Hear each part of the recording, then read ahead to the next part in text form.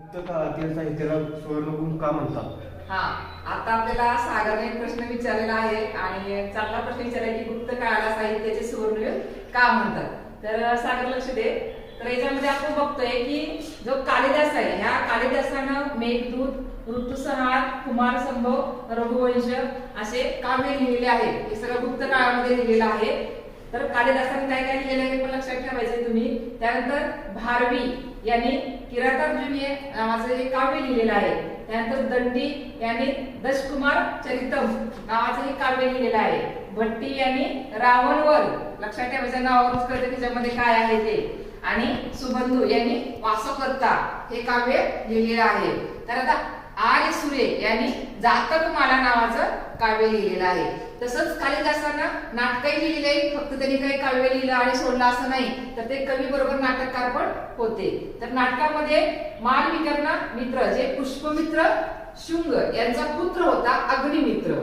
तर अग्निमित्र आणि मालविका यांच्यामध्ये जे प्रेम संबंध आहे त्यांच्याविषयी माहिती मालविकांना मित्र या नाटकामध्ये कालिदासानं लिहिलेलं आहे. त्यानंतर विक्रम वंशीय.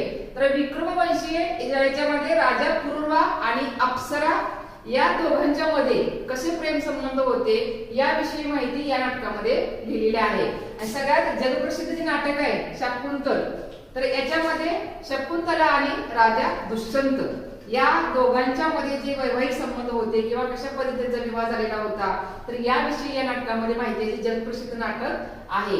विशाखा दत्त यांनी मुद्रा राक्षस आणि देवी चंद्रगुप्त जे गृहदेवी आणि दुसरा चंद्रगुप्त यांच्यामध्ये कसा विवाह झाला आणि कशा पद्धतीने त्याचा परिणाम समाजावरती झाला याची माहिती देवी चंद्रगुप्त या नाटकामध्ये मिळते. आता शूद्रक याने मृच्छकटिक नावाचं नाटक लिहिलेलं आहे. लक्षात ठेवा, शूद्रक याने मृच्छकटिक नावाचं नाटक लिहिलेलं आहे. त्यामध्ये चारुदत्त हा ब्राह्मण होता उज्जैनीचा आणि वसंत सेना ही गणिका होती नृत्यांगना.